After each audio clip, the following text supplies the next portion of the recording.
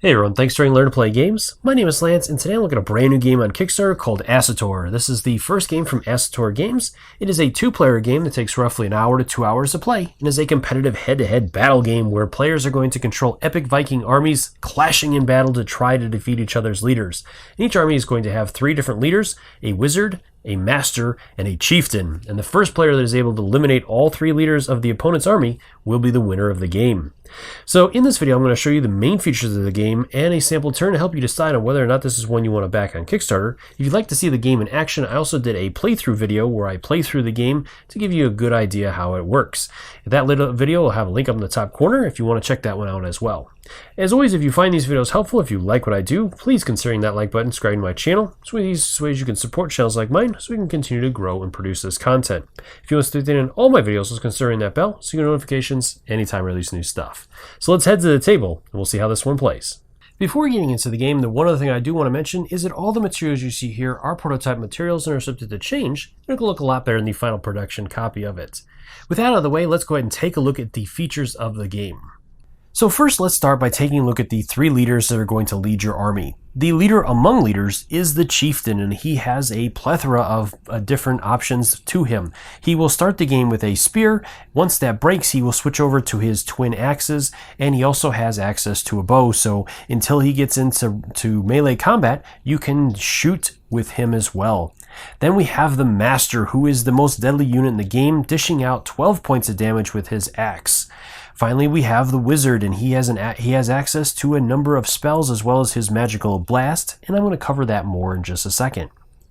With the wizard, he has access to 10 powerful spells on top of his magic blast that he can do. And at the beginning of the game, during setup, each player must choose 5 of these spells out of the 10 to take to battle. And these are going to include all kinds of spells, including Shield that allow you to boost your unit's armor, or Hellstorm that's going to do direct damage to your enemies. Do you take healing damage where you can heal your characters, or Lightning Bolts that'll have all kinds of nasty effects, or Commander where you can take control of your enemy's units for a turn, and all kinds of other things. Finally, let's look at the other units that are going to make up the bulk of your army. First off, we have infantry that have good armor on them and a spear to do plenty of damage. Bowmen, which will have ranged combat, and cavalry, which have great movement and will be able to get around your opponent's flanks. And then each army is going to have access to a dragon that is going to devastate units from the sky, where it can pass over enemy units in a sweeping, blazing fire attack. Or once it's on the ground, it'll be able to use its claws to tear its opponents to shreds. Each player is also going to have 2 battle sheets that are whiteboards that they'll be able to keep track of all of their units throughout the game. Each unit will have a listing on there and will list the unit's movement, armor rating, any shield bonuses that they get, and then their total armor, any magical effects from spells and anything that has cast on them, as well as their weapons that they have and the amount of damage that they do, and then finally the hit points that that unit has. And throughout the game, you'll be able to mark on the board and keep track of all of that information. Each unit in the game is also going to have a number which will correspond to its space on the board, where you'll be able to track that particular unit and anything that affects them. And then the final thing I want to show you is a sample turn in action and kind of break down how each turn works. So each turn is comprised of both players getting to take their turn, and each player's turn is broken down into 2 phases, the movement phase and then the combat phase. During the movement phase, the player is going to select up to 20 units to move, and then once per game, that player could choose to use or move more than 20 units. But any units they go above the 20 unit mark, they're going to have to reduce that number of units that they can move during their following turn. Once the player is satisfied with all of their movement, then they're going to move into combat, which is resolved in a specific order. First off, if the dragon has flied over or flown over any enemy units, then it is going to resolve its effects for that, or its combat.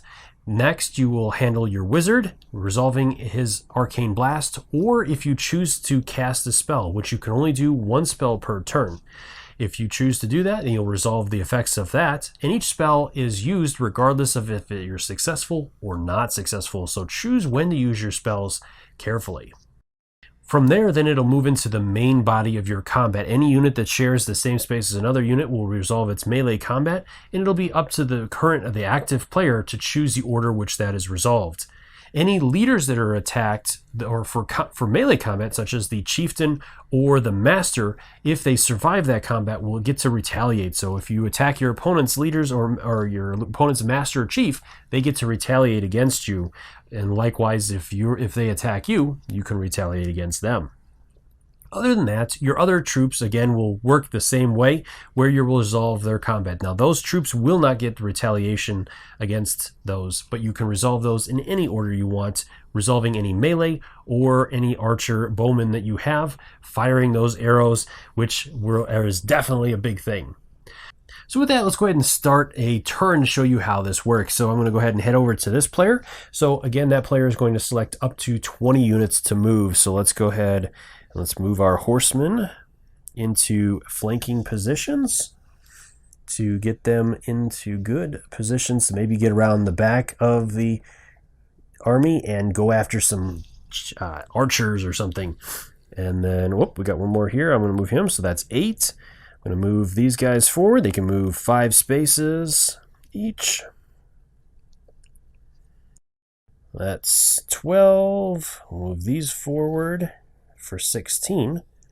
And then let's move a couple of our archers up. All right, so that'll handle those. And then from there, we'll go into combat, where again, if I want to cast a spell or something, I can do that, or resolve any combat that I'm in. So from there, let's go ahead and head over to the other army, but I'm going to advance them a lot farther just to show you a little bit more of how this all works. So let's go ahead and say that my dragon, or the dragon, was here, and it's going to do this flyover where it's going to hit these guys here and those archers and land here. Then let's go ahead and throw in some horsemen here, or cavalry, and we'll see how those combats work. Get my wizard up there, and let's pop a couple of archers over here to take some ranged combat there, and I'll throw in a guy here. Okay, so at this point, then it's going to move into the combat phase. So first off, with the dragon, he did that flyover. Now, if there are other units in there on his side, if he's successful, he is going to hit those guys as well. So first off, he has to roll the d20, and then he's going to compare the result that he rolls against any unit's armor rating in there. If he beats that armor rating, then that unit is going to take damage. He rolled a 6, so that was not very successful, but let's go ahead and say that he ended up rolling an 18 instead. That way then we get to resolve some damage here. So from there, 18 is going to hit my cavalry unit, it's going to hit the infantry, and it'll hit the bowmen. So then we're going to roll the 2d6 to determine the amount of damage that it does, and it does 6 damage. So each one of those units is going to take 6 damage, including my units. From there, then we would move over to the wizard. So the wizard could go ahead and try to cast a spell. So let's go ahead and do Hellstorm. So this one is going to rain fiery, burning hail down from the sky. This spell does 2 to 12 points of damage to affected individuals, and it's going to require 2d6 to determine that. So first off, I have to nominate a space that is up to 6 spaces away. So 1, 2, 3, 4, 5, 6. So let's go ahead and plop it down on this guy here. And then I'm going to roll and see if I'm successful. So again, I'm going to compare its value to their armor and see if I get it. I rolled a 17, so that was successful. So now I'm going to switch these out and roll for damage. And I got 9, so I'm going to do 9 damage to everything that is within 4 spaces of that. So that's going to include those infantry again. The bowmen, unfortunately, my dragon's going to take some hits there as well. And from there, then I would resolve melee combat. So I have my cavalryman, which would have died probably at this point. But let's go ahead and see how that works. So he's going to roll against the infantry. Infantry have a armor rating of 14, so I need a 15 or better to score a hit. It was an 8, so not successful. Next, I'll go with my infantry over there. He rolls a 12, but let's go ahead and say, for example, that he got a 20. So if I can find it here, there it is. So that is an instant kill. So this infantry guy would fall right away, and that's including characters. So that's one way that even the low infantry can bring down a leader. Then we have this cavalry unit over here, so they're going to go ahead and attack. And he missed on a 3. So with a miss, with the cavalry, they have spears. So anytime you roll a miss, then the spear is shattered, and he'll have to resort to his sword afterwards, which does less damage. Spear does 10, sword does 7. So that is it for the combats at this point. And then I do have the bowman over there, so let's go ahead and fire one here. And I got a 12, so that's a miss. A 3 and a 2, so not good on the bowman. And so at that point, then that round is over, and you would start a new round. And again, this is going to continue going from player to player until one of them is able to eliminate all 3 of their opponent's leaders. At that point, then that player will be the winner. Well, I hope you found this video helpful. If you have any questions or comments, leave those in the comment section below, and I'll do my best to answer them. Or swing up to Kickstarter's main page and drop any questions you have there as well. I'm sure the creators would love to hear from you. They're more than happy to answer any questions you have. As always, thank you so much for taking the time to watch my videos and leave me feedback on them. I do really appreciate it, and I love having conversations with everybody that posts there. So thank you to those that have, and please drop a comment in there. Let's start a conversation. Until next time, I'll see you later.